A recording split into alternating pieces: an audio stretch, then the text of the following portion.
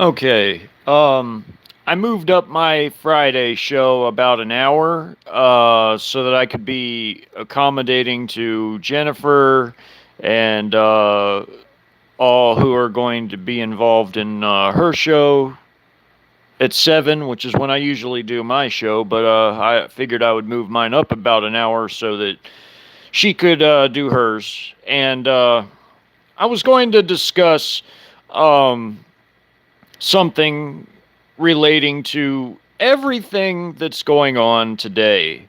And I think that people get a little bit carried away with some of the things that they see going on. And I would say that, people should have metrics, as in tools they can use by which they can judge everything that they see that goes on in the world. And I've said it before that a good metric by which to judge uh, things relating to our specific country would be uh, the collapse and the internal conflict, which then is followed by a foreign invasion, World War III. That to me is by far the best metric by which you could use to judge all the goings on you see as far as it relates to Mystery Babylon. So, being that we haven't had our big collapse just yet, uh, nor our internal conflict there following a collapse, I would say it is far too soon for us to be embroiled in a conflict with China or Russia. The two most powerful nations on Earth. China, the world superpower, and Russia, the number two. I would say that they're not going to invade us yet because we haven't had our collapse and we haven't had our internal conflict. And I would also say that, you know, I think that people aren't understanding the uh, balance of power as it relates to the Taiwan issue, and even here at home.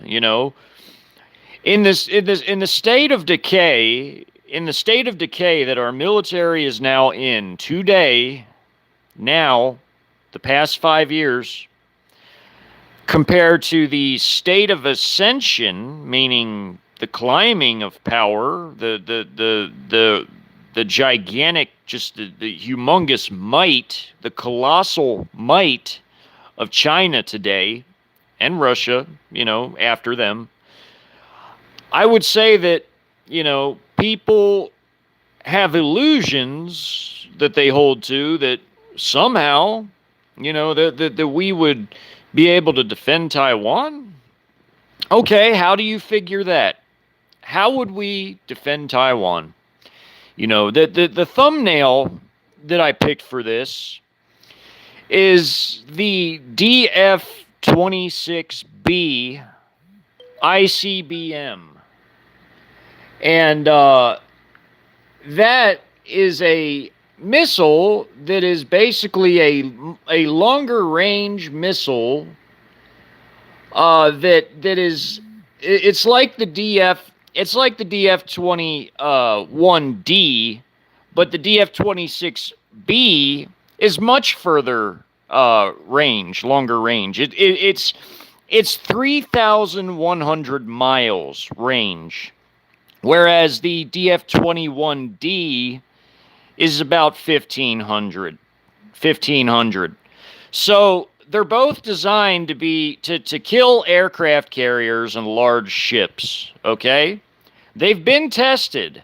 Initially, they were tested out in the Gobi Desert. They were fired into the Gobi from the eastern coasts of China, and then they tested them again when they fired them at cargo ships, empty cargo ships that they had, basically as a giant floating drone, where they had them in the Pacific, and they've live fire tested them before, and they've hit the cargo ships, no problems.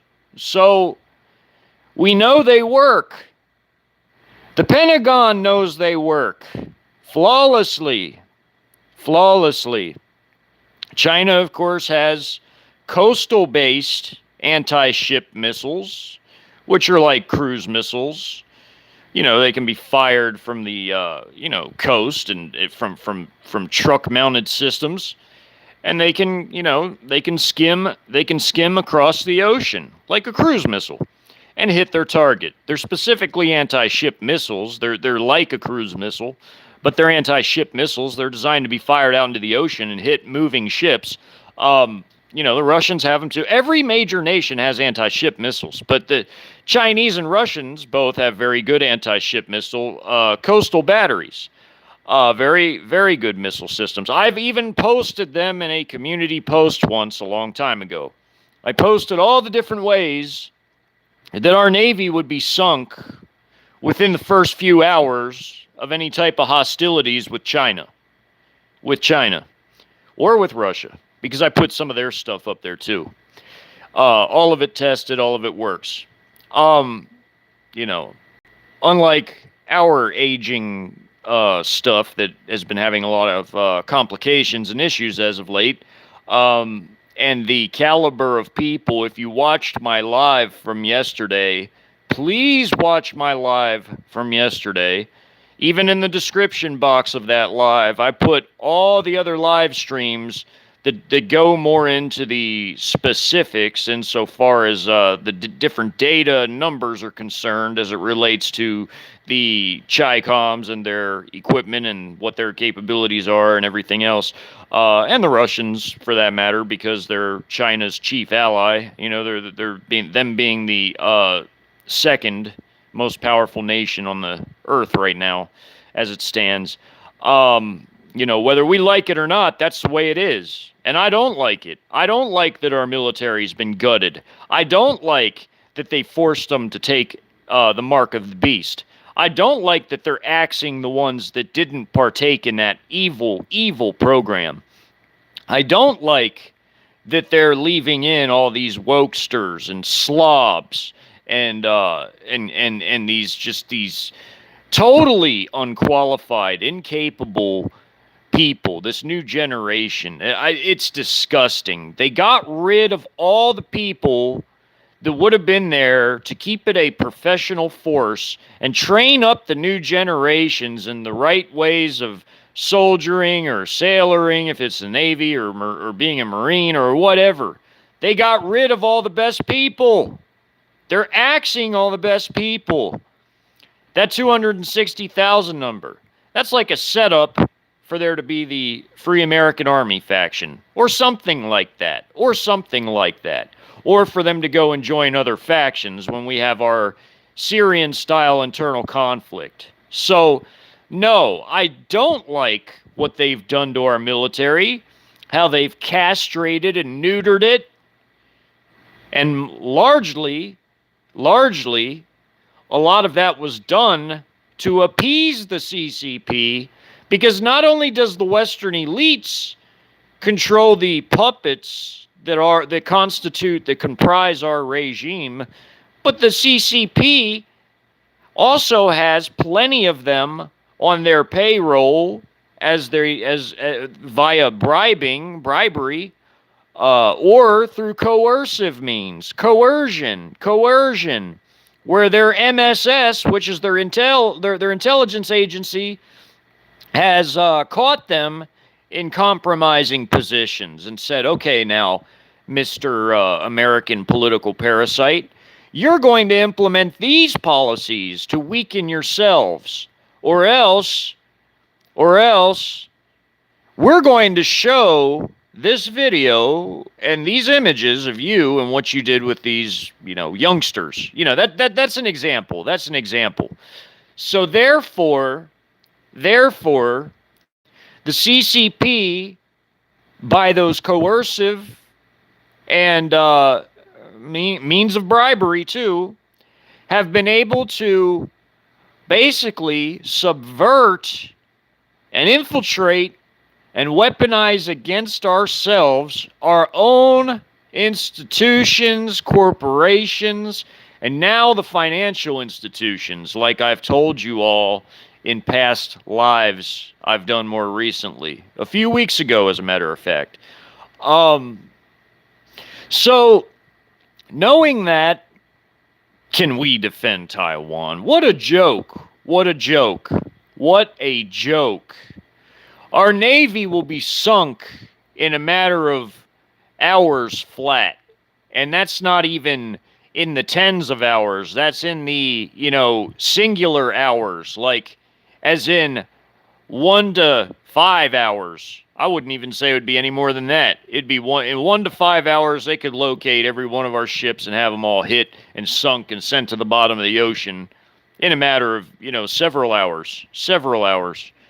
Maybe even less. Who knows? It all just depends on, if they got submarines tracking other, groups or carrier groups, and like the French Saphir sub, how they sunk an entire carrier group in an exercise. Had they been live torpedoes, they'd have sunk the whole damn carrier group. It all depends how many of our carrier groups are being tracked, and it all depends on, what's tracking them. Is it the land-based anti-ship ballistic missiles? Is it coastal anti-ship missiles of the sea skimming variety?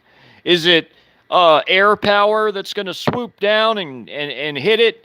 There's electronic warfare systems that would make our aircraft and our ships extremely difficult to use, if at all. And I've gone over all that in the past as well.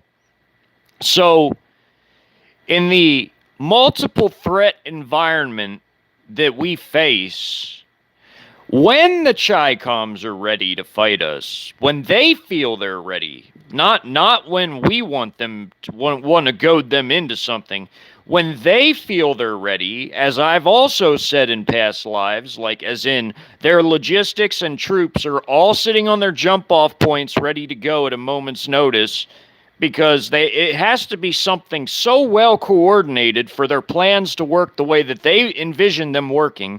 It has to be something that is extremely well choreographed and coordinated, and they're not going to do anything that's haphazard or outside of their plans. I don't know why people continue to listen to people that don't understand our enemies and how they think.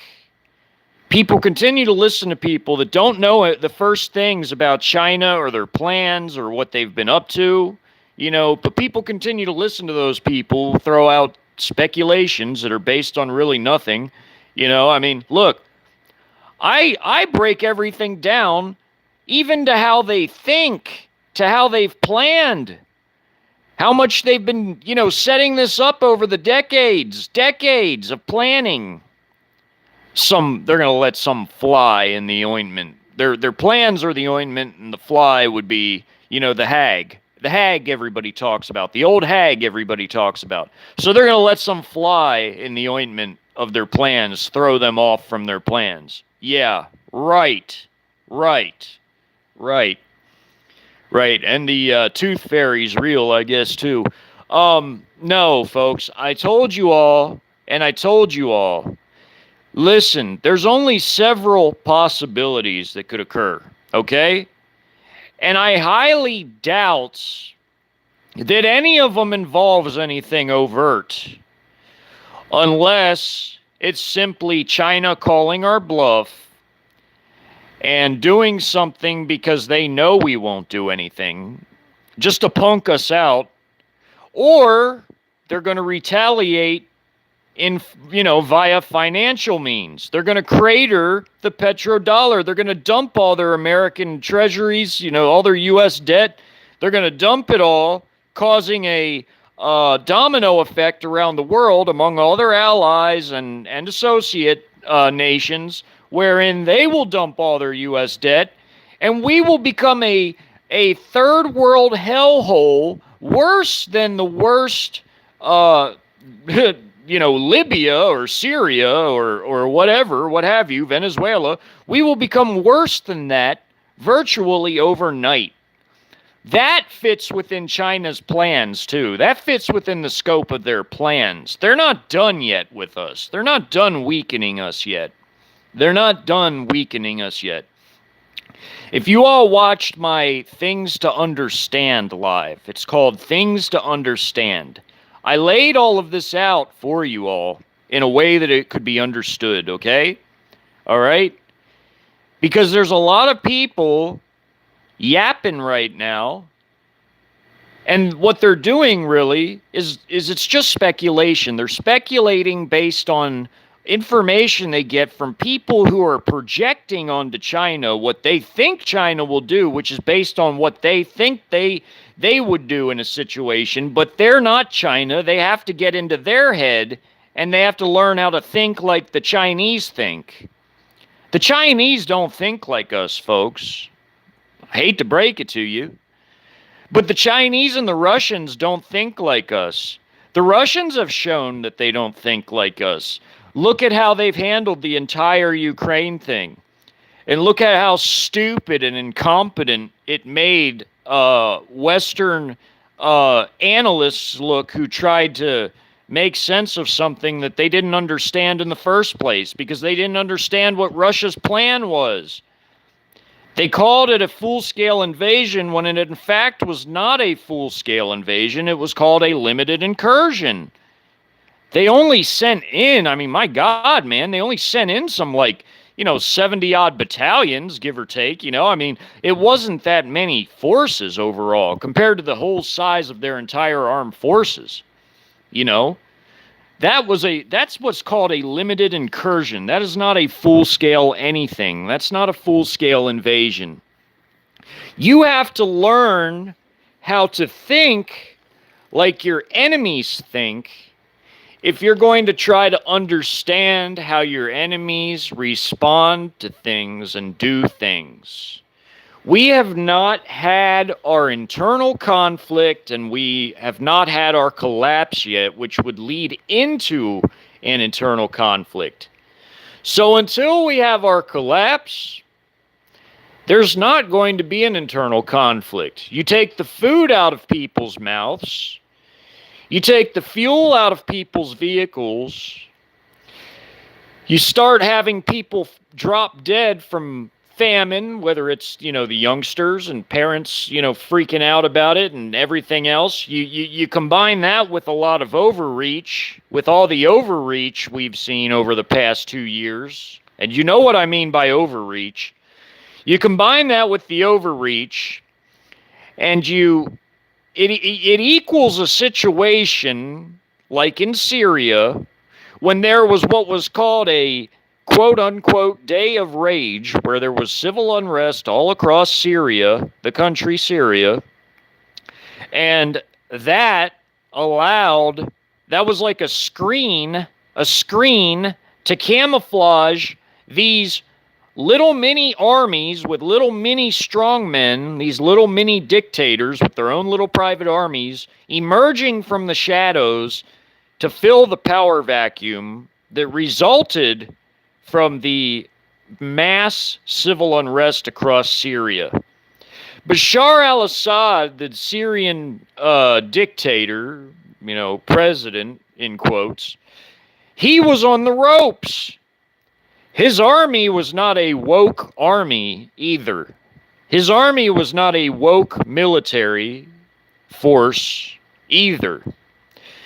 His military force was fully capable of being brutal and killing and all this. They would, and they couldn't even hold down tiny little Syria. And they had the forces to where it should have been enough to hold down Syria, as small as Syria is, all things considered.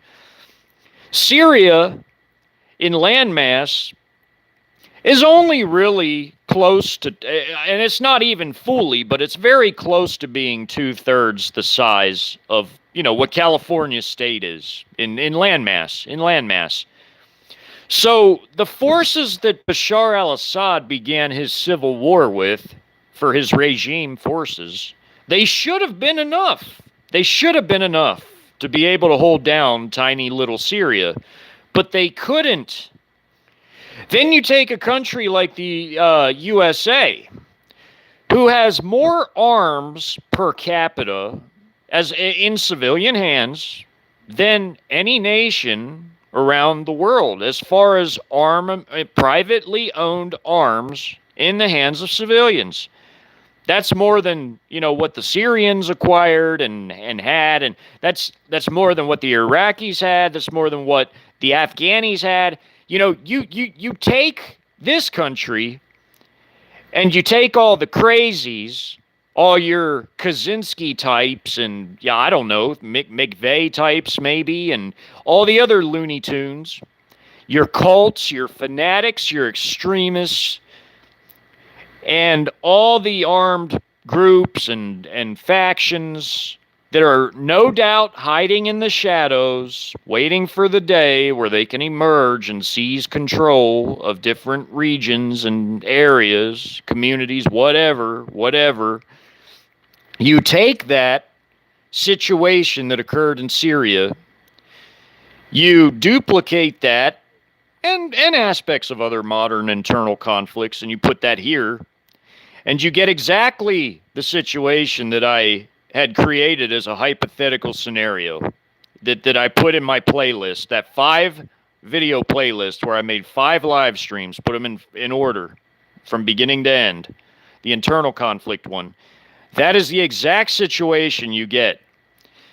Just like in Syria, you would have civil unrest the moment the economy, the food, the fuel, everything collapsed, right? You'd have mass civil unrest. You'd have an American version of what would be called, I guess, the Day of Rage, but here, instead of Syria. Then you would have American factions coming out of the woodwork with their own little armies, groups, whatever, seizing power. And if you remember correctly, in that hypothetical, you had the Free American Army attempting to do a coup to put the United States back under the Constitution. The regime in that scenario barely held on to control. And the Free American Army coup, though it failed, it created the entire military as far as it fracturing. First it bifurcated, and then it fractured off into splinter elements that went and joined the other factions and took all their weapons with them. You had the National Salvation Revolutionary Front in that scenario. They got a good chunk of former military. Texas really did too. Texas got a lot of former military. So did Florida. So did the Free American Army. And the other factions, of course, had their tiny elements of it, where they brought a little bit of their vehicles, ended up in, like, say, the Army of the Southeast's hands, or the Maine militia's hands in Maine, up in Maine in the scenario, or the, Northwestern Conservative Army, or the Union of the Southwest Militias. You would have all of that type of stuff going on in an American version of a Syrian-style internal conflict, okay? Remember everything I said yesterday. Morale is at an all-time low, and that's a fact. It is at an all-time low, okay? People are getting sick of all the woke shit. They're getting sick of mandates. They're getting sick of it. And their give a shit factor is at an all-time low, okay? So when the economy, food, fuel collapses, people can't live their former lifestyles, what does everybody think the average American's response to that is going to be? Do you think they're going to be happy about that? Hell no, they're not going to be happy about that. Do you think they're maybe going to do something about it then? Why, sure they would. Of course they would. That's a given. I'm just pointing out something that's obvious here. It's obvious that that's what would happen. It's not even something that you really have to put a lot of guesswork into. I mean, let's just be real about it, okay? So, given the fact that China can plummet our whole economy when they feel ready to do it, and thus set off an internal conflict, which would also figure well into their plans, because it would make the chances of a effective type of guerrilla response to their occupation forces after they've taken over rapidly. It would make the effectiveness of any sort of guerrilla response essentially null and void, meaning that because so many fighting age, men would have ended up killing each other in some sort of internal conflict, that would leave them not there to formulate some sort of a successful guerrilla response against the occupation forces of the Chinese and the Russians and their other allies. So that also figures into the plans of the Red Chinese. So knowing that, then you can safely say that no, it's a bit too early. It's a bit too early for us to be being involved in anything, whether it's with Taiwan or whether it's whatever. We're not going to involve ourselves in Taiwan unless it's time for us to just be destroyed, because that's exactly what would happen. That's exactly what would happen in that sort of a situation. What you would have in a situation like that is that you would have immediately the anti-carrier ballistic missiles, your DF-26Bs and DF-21Ds. You would have them tracking and hitting all the major capital ships we have, whether they're aircraft carriers or cruisers, whatever it is, destroyers. It all just depends, what you would have that happening. You would have their subs, which now they have the biggest submarine fleet in the world and growing. You would have their subs tracking our carrier groups as well, probably in other parts of the oceans, like the Indian Ocean or maybe even in the Pacific towards our coast, or maybe even in the Atlantic. We know the Chi-Coms have bases in the Caribbean. That's not a secret. It's not a secret. They have bases in Africa. I mean, there's bases by which they can deploy from into the seas to do their dirty work. Okay? So in a full-on, all-out war with China, as I said yesterday, there would be fighting all around the world, and it would cause a world war. NATO would be destroyed by all the Chi-Coms that have already built up in Serbia and other parts of Europe, Eastern Europe, along with the Russians. You would have them invading us here at home. Australia, New Zealand, you guys would be toast. Y'all have such a puny military, it's like a non-issue. It's a non-issue. China would overrun you guys in like 10 minutes. So you would have all these things going on, right? The West as a whole, the collective West, is squandering its resources right now. And that goes for Western Europe as much as it does us. Sending all this shit, money, resources, equipment, even personnel that could have been, useful in other roles instead of as mercs, trained people with experience that could have helped, maybe been consultants to rebuild our shattered forces after this traitorous regime has neutered them, castrated them. They're sending all of this stuff, all of these weapons, money, people, everything. They're sending it to the black hole that is called Ukraine. It's a black hole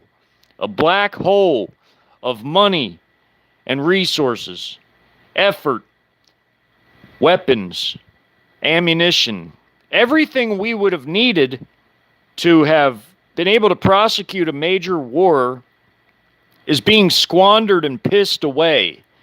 And we really didn't even have enough to begin with. But now we're really in jeopardy giving about a third of our rocket ammo to Ukraine. That's insane. That's insanity. That's lunacy. giving most of our most advanced anti-tank handheld weapon systems to Ukraine. That's lunacy too. That's lunacy too. So what are our guys going to use, huh? What are they going to use when the time comes? We sure as shit can't replace that type of stuff that quick. We sure can't, you know. Now I know I'm kind of getting passionate about all this, but and I can respect the fact that not everybody likes my way I deliver. Maybe I'm not everybody's cup of tea, and I can respect that. But you have to understand that coming from me, being that I'm a former career soldier, and this was my entire career, that this was all I ever wanted to do since I was a young boy. I always wanted to be G.I. Joe ever since I was like 5 years old. This has been all I've wanted to do for a living for a long time. And, when I see what has happened to our country, it utterly disgusts me as a Army combat veteran to see that how we've been betrayed in the ways we've been betrayed. It disgusts me. It also disgusts me that, see, the idea of America is a good idea. The idea is a good, wholesome idea. But what it became, what it's turned into Babylon. It's turned into Mystery Babylon, and it's disgusting. It's disgusting what they do to the unborn, what we allow to flaunt itself openly in our streets now. It's disgusting. It's disgusting. Come out of her, my people, that ye not partake in her plagues. Come out of her, my people, that ye not partake in her plagues. I live here, and of course, naturally, I'm going to give a shit about where I live, obviously.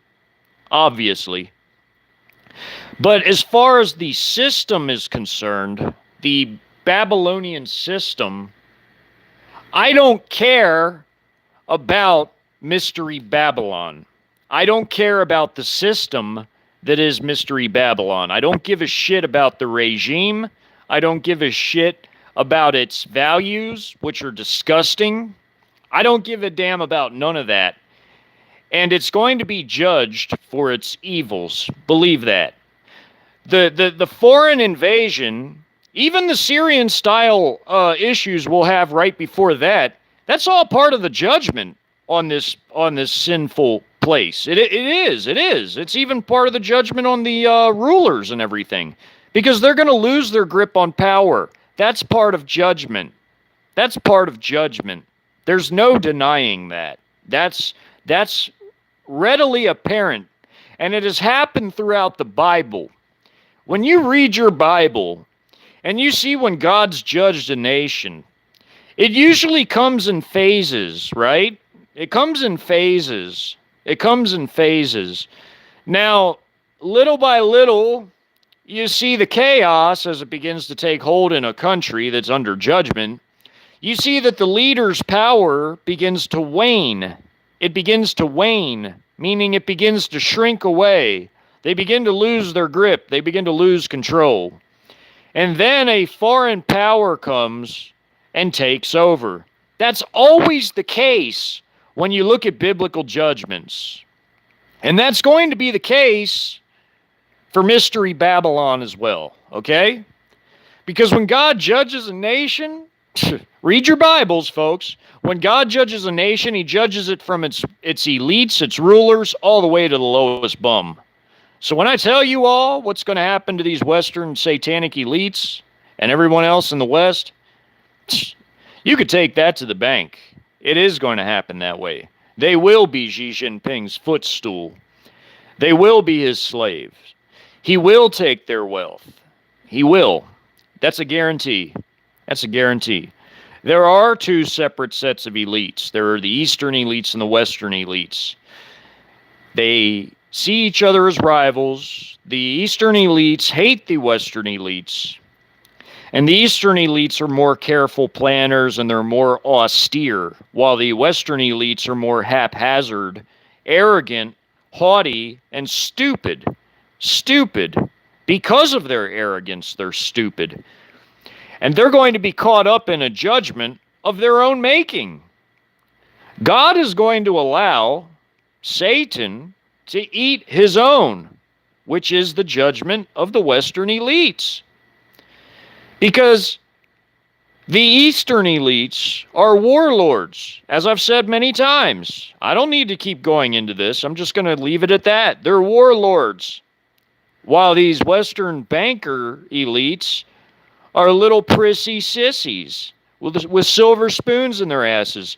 They think they're all that, but they ain't shit. They ain't shit. And they're going to get put in their place. When Babylon and the West is destroyed, they will no longer have a power base, because their whole power base is the West. When the West is defeated and destroyed, then guess what? Those elites have no power. They'll have no way to protect their wealth because they won't have any security forces because the West will be destroyed. They're not going to have anything. They won't even be able to bribe their way out of a situation like that. Because China, who has all the power, Russia, who have all the power, you know, what are they going to do? Say, oh, please, let us give you some money so we can be on our way and run off to our whatever villas we've got somewhere. No, playboy. You're going to give us all your money, and you're going to be our slave too. And there ain't shit you can do about it. And that's exactly how it'll be.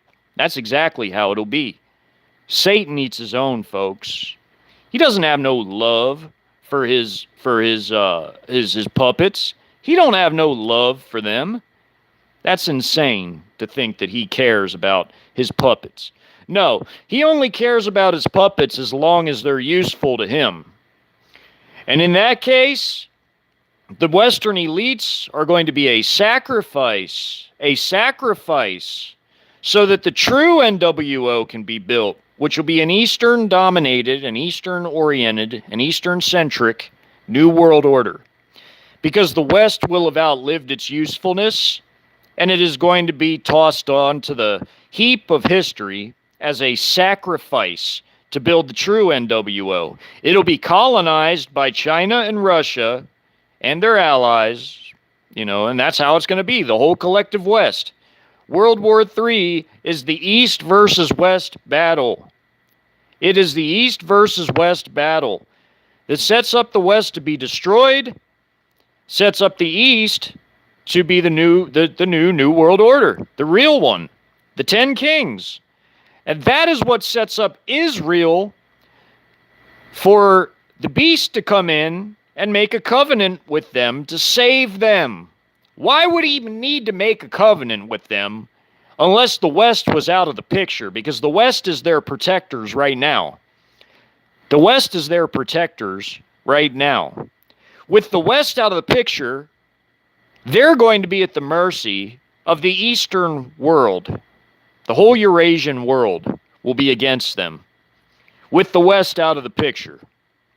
So, the beast, being the cunning diplomat that he is, being that he is going to flatter the 10 Eastern victorious kings of World War III so that they'll give their power to him to fix all the problems, you know, he is also going to turn around and he's going to make a covenant with Israel to save them from the other 10 kings. He's going to play them both off against each other, folks, okay? That's what I'm saying here. Well, otherwise, none of that would even be necessary. Think about it. Think about it. Use your heads. Think about it. None of that would even be necessary otherwise. So, yes. Yes. Let me see who's all in here before I keep going. Hold on. Anna, good to see you. Shane, good to see you. Yeah, crack shot. That's never going to happen. China's compromised our whole nuke arsenal. That's what Solar Winds was all about, my friend. They've got electronic warfare assets all surrounding our silos, too. They can totally disrupt our whole nuke arsenal, bro. They can sink all our nuke subs and everything. They're tracking them all. That's never going to happen. That's never going to happen. We will never get a shot off against China. Not with nukes. Not with nukes, we won't. Let me see. Hey, Rebecca. Hey, Bill. Hey, Orange Blossom. Yeah, you're right, Orange Blossom. Satan is the ultimate narcissist. He's evil. He is the ultimate narcissist. Yep, and that's right. Don't speak news. Satan does only care about himself. You're absolutely right. That's absolutely correct. The only time he like I said, he eats his own. So it's like if the only time he doesn't do anything to his puppets is when they're still useful to him. Just like I said. And you're right. And you're right. He only cares about himself. He doesn't care about his puppets unless they're useful to him, unless they're still useful to him. And when the Western elites have no longer been useful, it's like that scene in Pinocchio where, what's that? That fat guy tells Pinocchio, he says, when you're no longer useful as a puppet, you'll be firewood. That's how Satan looks at his puppets. When they're no longer useful, guess what? Then they get heaped on the funeral pyre to be burned up. These Western elites will be burned up. They will be eaten because Satan cannot help himself. He eats his own. He eats his own. That's always how it is. Let me see here. No, not Geppetto. It was that fat guy that kidnapped Pinocchio. I remember that. I used to love that movie when I was a little boy. I was like 5. I would watch that. I don't watch no Disney movies now. I would never even let my kids watch no Disney movies. My children, that's, oh man, no, hell no. But I used to love that when I was little. Hey Jen, hey baby, I'm glad to see you here. Rebecca, and good to see you too, Don't Speak. You're always welcome here, Don't Speak News. You're one of the few news people that does a good job, man. You really are, because even you say to take things with a grain of salt. I think people need to hear that more often, because a lot of these stories, man, woo, there's a lot of bones. There is some meat in them, but you gotta really spit out a lot of bones with it too. I've endorsed you before, my friend, because you're literally like probably the only news person I think that keeps things in perspective to where people have to take things with a grain of salt. I really appreciate that you do that. I really do. Sup, Angry Scandinavian?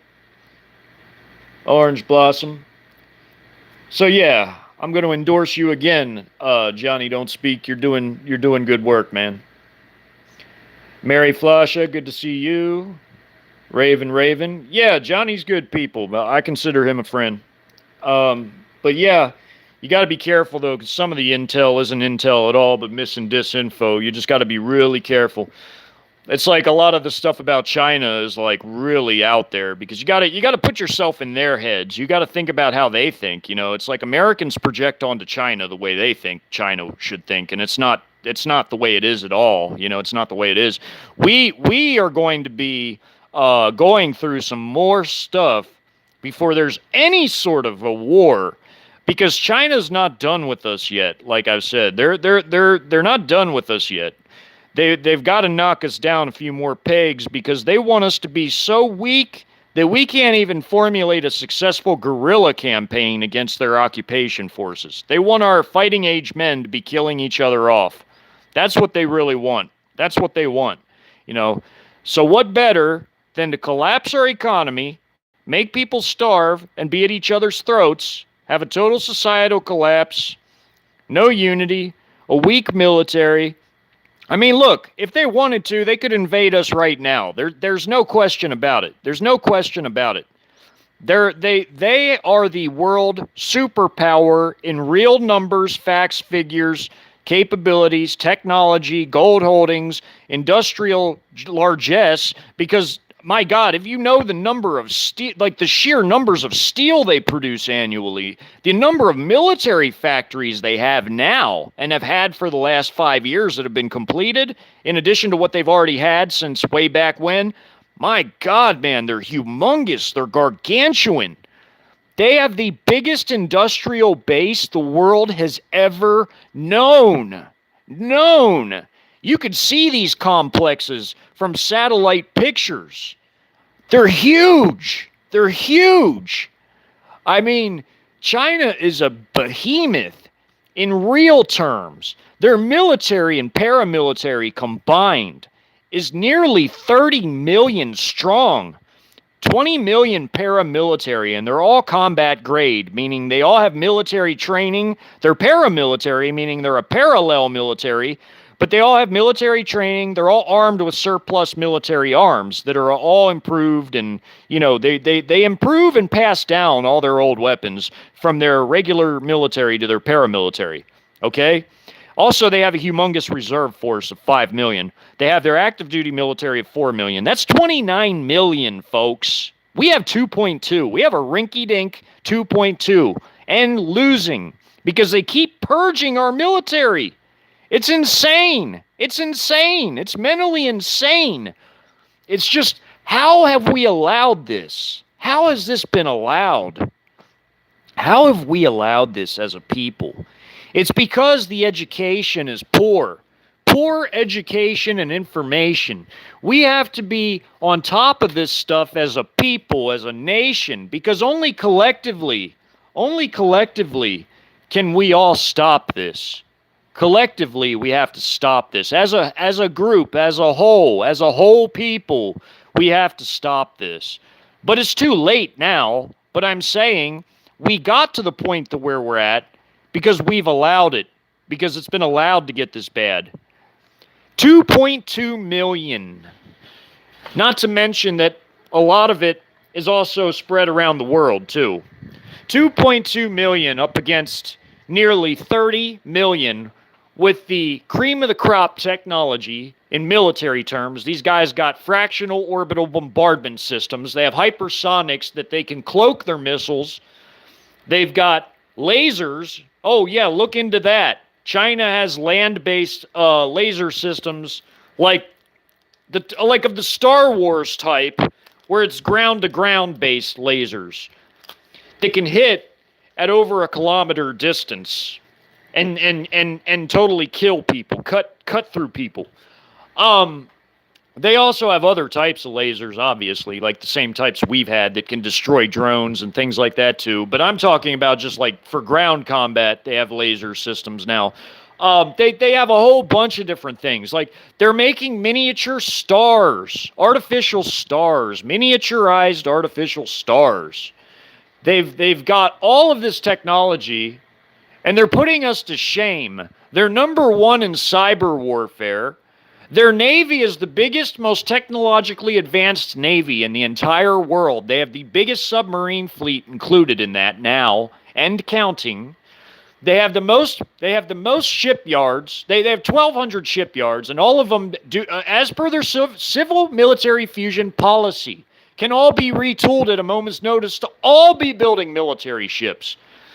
They have well in excess of 500 major armaments production factories for their military industrial damn, where's that paper at? Complex, their military industrial complex. I'm looking for the military industrial complex paper where it has all the factories that I wrote down that are listed. It's got which subsidiary and how many factories they have. Okay, Norinco. They have 300 major factories that are the size of the Lima, Ohio tank plant or larger. When I say major factories, 300 just with Norinco. That's one subsidiary.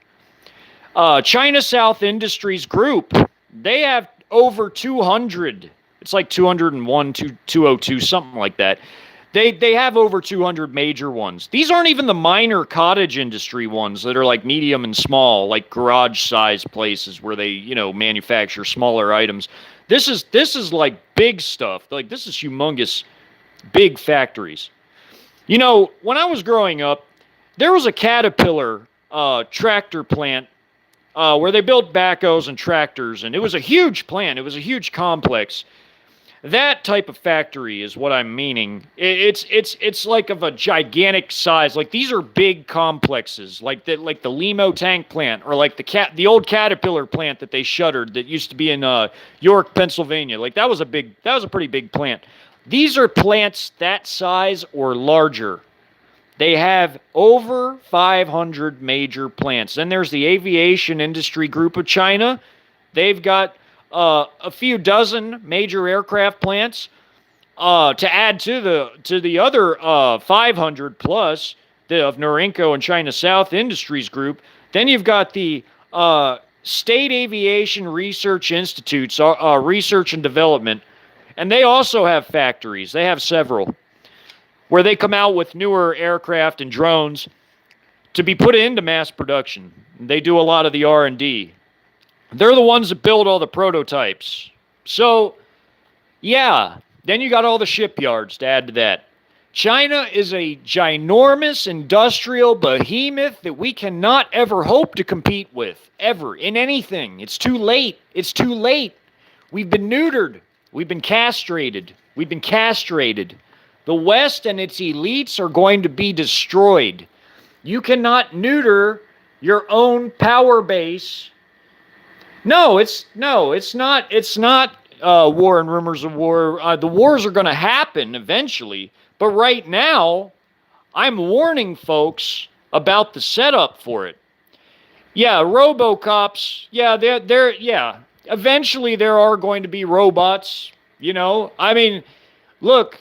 They don't, right now, robots don't have the dexterity that people think that they have. Like I've said before, I would love to see a robot try to change a tire, the type of robots they have, like that Atlas robot or the others they've got. I'd love to see them try to change a tire. That would be hilarious. That would be a joke. They don't have the dexterity of a human being yet. And these little dog robots with machine guns, they're not that hard to defeat. All you need is a net. You need a net, or you can dig pits. They can get trapped in pits. They're not that hard to defeat yet, folks. I mean, we're not yet at the point where these robots are really menacing and threatening. I wouldn't worry that much about robots right now. I would worry, but I mean, I would say that if you're going to talk about bots, that's another category China leads the world in. China and Japan, both. Russia also has robots. They're leading the world over in Eurasia in robotics as well. But you know, still, that's not something I would worry about right now. I wouldn't worry about bots right now. I would worry about World War III. Because like I always tell people, that's the biggest thing we've got coming at us. The future is not going to be a Jetsons future in the United States and in North America as a whole. It's going to be a Flintstones future. It's going to be a Flintstones future. This place is going to be war-torn. It's going to be destroyed from a combination of a collapse and a internal conflict following that, like Syria. Then we're going to be destroyed by a foreign invasion. You can count on it. You can take it to the bank. That is the best metric by which you can measure everything you see happening in the world. There's an order to all of this stuff. It's not just going to happen, you know, on a whim. There is an order to all of this stuff. If you believe in the Bible, go read your Bible. Read Jeremiah. It even says how it'll happen. It even mentions that there's an internal conflict. I did Jeremiah videos where I read Jeremiah to everybody. I read Jeremiah 50 and 51 to everybody, and I related it to modern terms. I read the book. I read it to everybody, and then I related it to modern terms, okay? That's all I did. That's literally all I did. It says that we will have an internal conflict in that. It does. It actually says that. And then it says that we will be invaded by foreign armies. We're not going to just get destroyed by nukes, you guys. There's going to be a lot more to it than that. We're going to get looted. We're going to get pillaged. We're going to be colonized. And our people, the ones that don't, you know, defend themselves and resist, are all going to be taken off as slaves. You know, and I've talked about that ad nauseum in the past as well. Read your Bibles, folks. My research that I do corroborates the Bible, and the Bible corroborates my research. It's like a mutual thing. So, people can take what I say, or they don't have to take it. It's up to you. All I'm doing is just standing here trying to warn people. Maybe I'm the idiot because I'm trying to get a warning out, and maybe people aren't listening. I don't know. Maybe I'm the one that's wasting my time. I don't know. I hope not. I always hope I'm not wasting my time. I really do. Because I sure put a lot of work into those documentaries and scenarios that I really wish people would go watch, because it would give you a really good insight on how these things look that I'm talking about. Give you really good insight. Second American internal conflict, Syrian style. That's a playlist. Go watch it. Go watch it. Watch it from beginning to very end. Set aside a day to watch that. It begins with the collapse, the economic and financial collapse, runs all the way to the foreign invasion of China, Russia, and allies. So that is a good one to watch.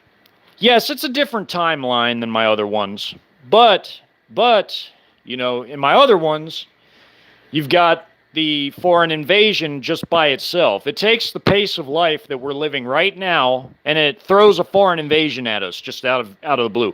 It's a scenario. It's a best case scenario. I just wanted to show what a best case would look like if we got invaded in a time like right now, when we're not collapsed, we haven't had an internal conflict. I'm just showing how badly we would get our asses kicked right now in a situation like right now, like we're in right now, where there's relative peace and calm. We would get our asses kicked, annihilated, because there's foreign troops all over the inside of our country. They would take down our country really fast with their new doctrines, where they blend the Trojan horse concept. It's called hybrid warfare or fourth generation warfare. They hate that term. They hate that term. Anytime I leave references to my work to direct people to it in comments threads and other videos, it gets deleted immediately. They don't want people to watch that for some sort of a reason. I don't understand why. Must be something to it then. I put a lot of research into that, y'all. I really have. I was being sarcastic just a second ago, but I really have put a lot of research into that. And they really do scrub a lot of my comments where I mention 96-hour invasion in other video threads. And when I mention my Pacific Northwest documentary, which goes with that, or my stories that I typed out in the community tab, or now probably they would do it if I mentioned my audiobook that I've just started too. They would probably do it to that too. That's all in the playlist and in the community tab, okay? But here's the deal. Back to what I was talking about before I went to check to see who all was in the thing. Look, the elites of the West, their great reset is really, in fact, a sacrifice. It's never going to happen. It's not going to happen the way that they think. They can make all the plans that they want, but the Bible is the ultimate authority. And it says that, Babylon is going to be destroyed. That's their power base. They're going to be judged. Their great reset's not going to happen. The West isn't even mentioned really in the end times. It really isn't. Apart from it being destroyed, like Mystery Babylon, it really ain't mentioned in the end times. Guess who is mentioned? Kings of the East. China. The kings of the East. King of the North. Even the king of the South, here and there. But primarily, the East and the North are mentioned more than any other direction. Why is that? It's because China is the world's superpower. They're the world hegemon in real terms in the end times, and they have been for the last 5 years. When you look at real numbers, capabilities, stats, figures, facts, everything, material, all of it combined. People don't want to admit that because people are biased, and I understand. I didn't like it. I don't like it. Think I like that Red China is the world hegemon? Hell no, I don't like that. But it's a fact. It's a fact. And like I said, maybe not everybody likes my delivery, the way I deliver, but I get passionate about these things because of one, my career choice in life, and what happened to my career after I got out, watching it slowly, gradually die off. Now I realize, after the fact, that I got out of the Army at a really good time. God knew what he was doing. God knew exactly what he was doing. I am so glad I'm out now. See, at first I felt really sort of down and out about it. I really wasn't too happy about it. I really missed what I did. I missed my career, you know, I did. I missed it. But then, gradually, they started to erode it away and just totally gut it and neuter it, castrate it. Now we're at the point we're at now. Now we're at the point we're at now. Now we're at the point we're at now, and I'm really glad I'm out. I'm really glad I'm out. Because let me tell you something. I would be one of those troops that they would be axing too, because I sure wouldn't take the mark of the beast. I wouldn't be taking it. They would be axing me too. Meaning getting rid of me, because I wouldn't submit to that. That's lunacy. That's lunacy. So I'm going to sacrifice my body, my life, my spirit, my afterlife, just to appease some piece of shit puppet? No. No. Never. Never. There ain't no job, no career, no nothing worth that. Nothing. I would rather live in the woods. I would rather live in the woods in a tent than ever submit to that. Take all my firearms with me, my body armor. I'll go live in the woods in a tent. Hell, I'll even bring my cats with me. You know, they can chill out around the tent too. I don't give a damn. But I ain't taking that. Never. Never. I'll go out in the woods. I'll build my own little fob out there. Build my own little fob. Take all my supplies out there and, you know, build my own little walls, my own little tent. Make my own little base camp. I ain't submitting to no mark of the beast. You can forget that. You can forget that. Everybody needs to have that type of resolve. Everybody should have that very same resolve. And everybody should be willing to defend themselves from any type of evil forces. I wouldn't give a damn who they were, what they were wearing, who they claim they represent. None of it. I wouldn't care if they were bandits or whatever else. Chi-coms, I don't care. Whoever. If you don't defend yourself against evil, and you're a man, you're a Christian man, at that, man, you don't want Revelation 21:8 to apply to you.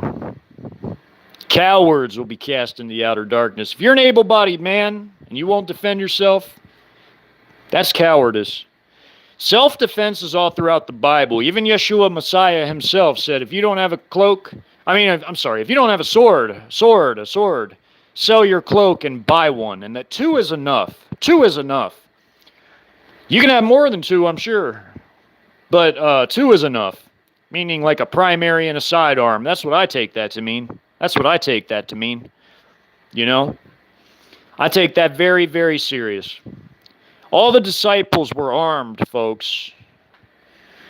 The guard that came for him, you know, granted it was his time to be a sacrifice for the sins of all mankind in all time periods. It was his time, which is why he went. But if he was so against his disciples having swords, they wouldn't have had them, folks. He wouldn't have even told them to get any. If he was so against self-defense. When that guard got his ear chopped off, it was healed. It was healed because Yeshua knew it was his time to be a sacrifice. That probably wouldn't have even happened, that whole situation, if it wasn't his time, you know. There were times throughout the Gospels where he fled because it wasn't his time to be a sacrifice. He didn't just stand there and let them do what they were going to do to him. He left. He fled, you know. His disciples were ready to defend him, and give their lives for him.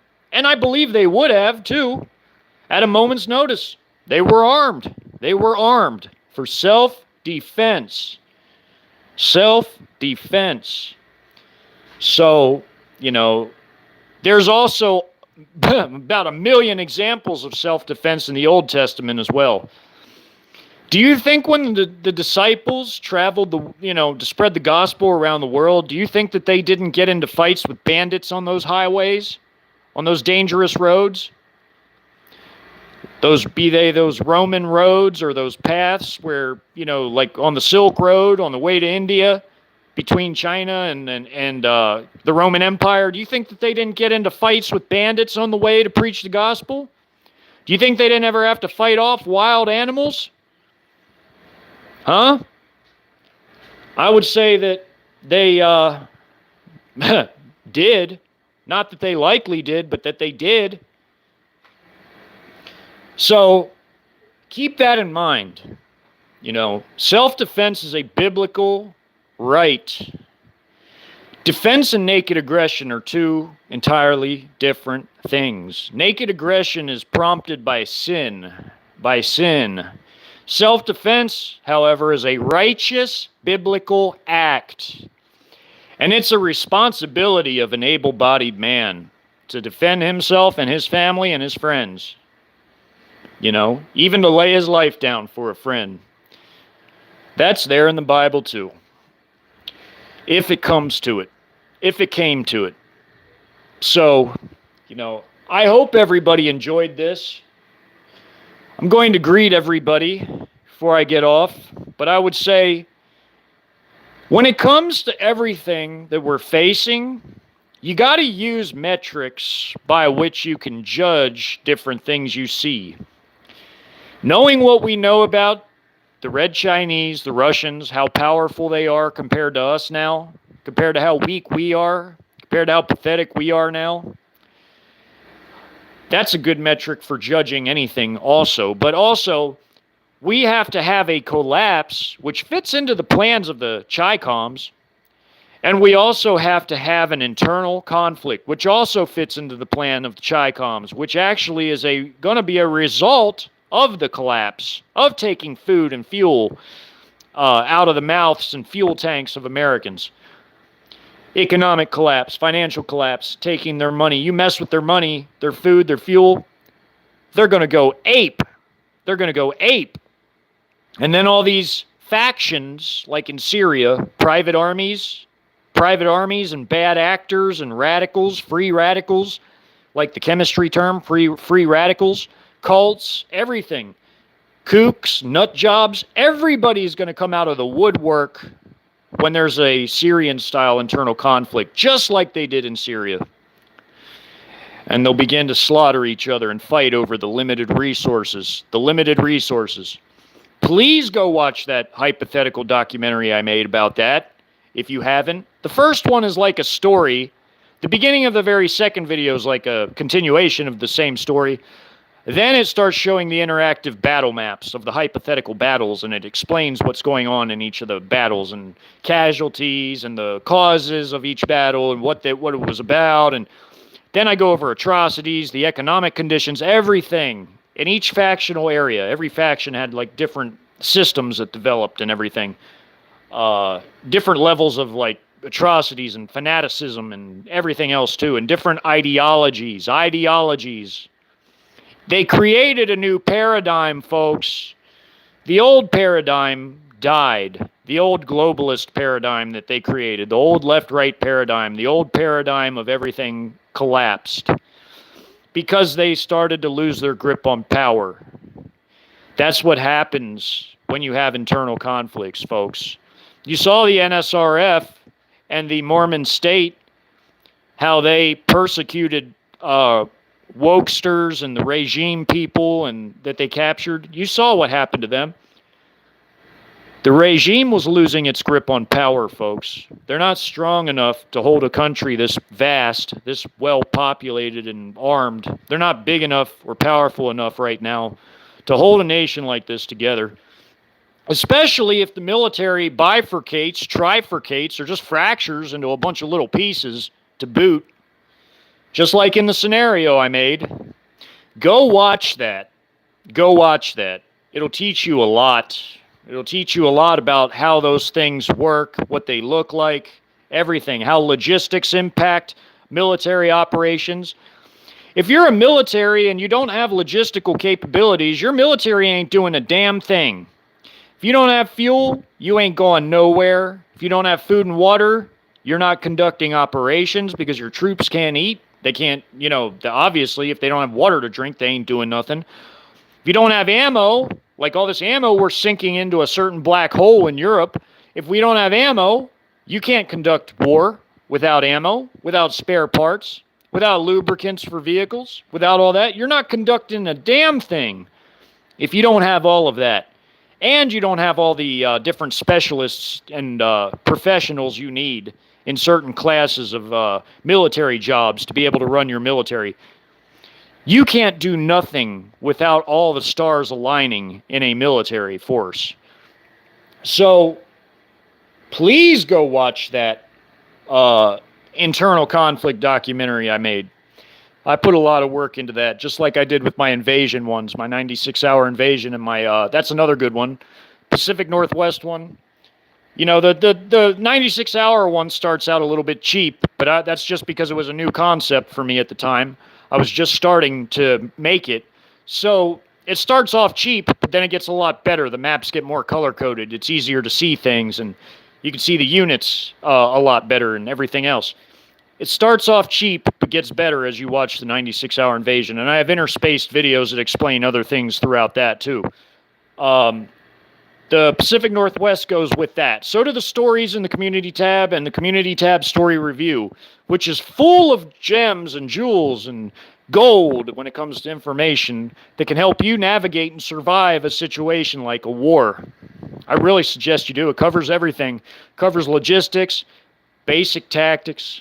If you're patient enough to sit through all of it, covers different types of threats you would encounter in urban and rural environments, covers field sanitation. That's probably one of the most important things because that's going to end up being a killer of a lot of people. Dysentery, typhus, cholera, all sorts of things that can be prevented by simple garbage maintenance, keeping garbage burned up, and proper waste disposal to keep louse-borne rats away that would spread typhus, and to keep cholera and dysentery away from waste seeping into water that would get into food, whether it's grown food or whether it's fishing or hunting, whatever, Watch those.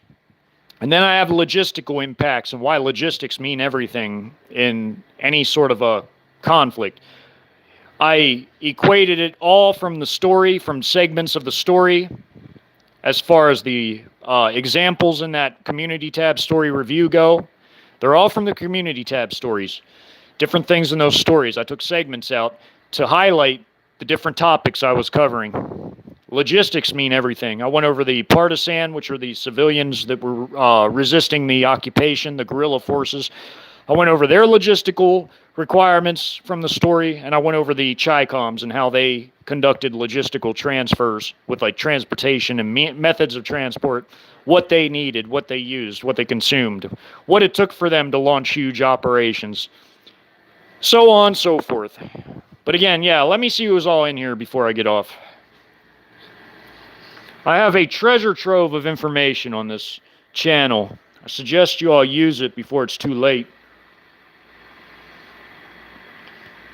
Who's all in here? Thank you, Rebecca. Thank you. Thank you. Hey, Mandy, good to see you. Yeah, I'm about done, Mandy. No worries. MB, good to see you. AK-47, good to see you. Pamela, good to see you. Jesus is coming soon, good to see you. Exfil Imminent, good to see you. Angry Scandinavian, I know you know exactly what I'm talking about. Great to see everybody, Nancy and everybody. And Peekaboo and Who else? Mary, good to see you all. Y'all be blessed. Thank you all for coming. Thank you.